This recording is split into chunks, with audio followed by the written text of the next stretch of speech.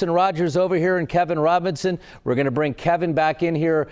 Kevin, what I was talking about here with the viewers a second ago is if you're an amateur meteorologist like I am and you were looking at the radar earlier, this thing could have been a whole lot worse. A lot of cities to our west got hit a lot harder. We got hit pretty hard, but I think we're a little bit lucky tonight what we could have gotten. Yeah, I mean, we really were on the better end of the situation with these storms. Even behind me now, as you see a continuous, almost nonstop continuous light show.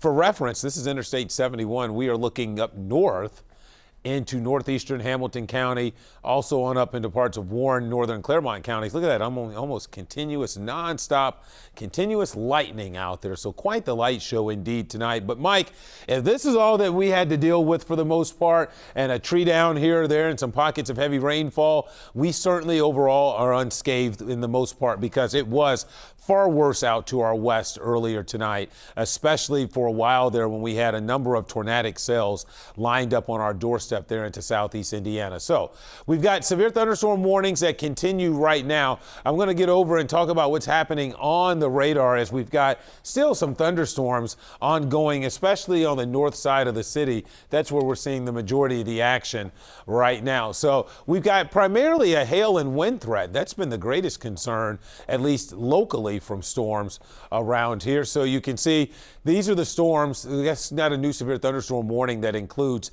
southeastern Butler County into southern Warren County. This is for those storms that we were talking about right here that are still producing a little bit of hail from Mason over towards Mainville, back towards Butlerville. But again, these aren't going to be producing the sizable hail that we had earlier. You may be able to get dime size hail out of this. I don't see significant hail coming out of that. Luckily enough, the destructive tag has been dropped in Clinton County for that storm, although we do have reports of power outages up here in the Wilmington area. So that is something that will need to be investigated. And I think it's worthy of mentioning, Mike, right now, because storms are kind of lined up in training. Some areas are picking up some excessive amounts of rainfall. That may be kind of a quieter story out of some of this. But check this out. Look at this storm down here in southern Warren County. If we look at that little faint green line that extends from that, that's how you know that's cool air rushing out of those storms.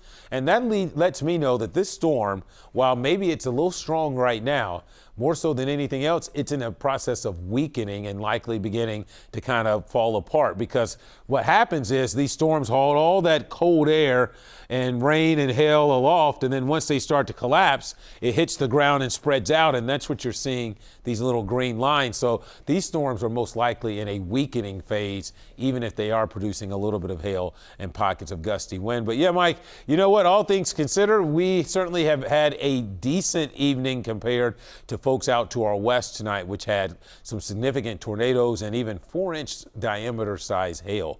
Can't think of the last time I've heard hail that large. That's the size of grapefruit almost out there in Indiana.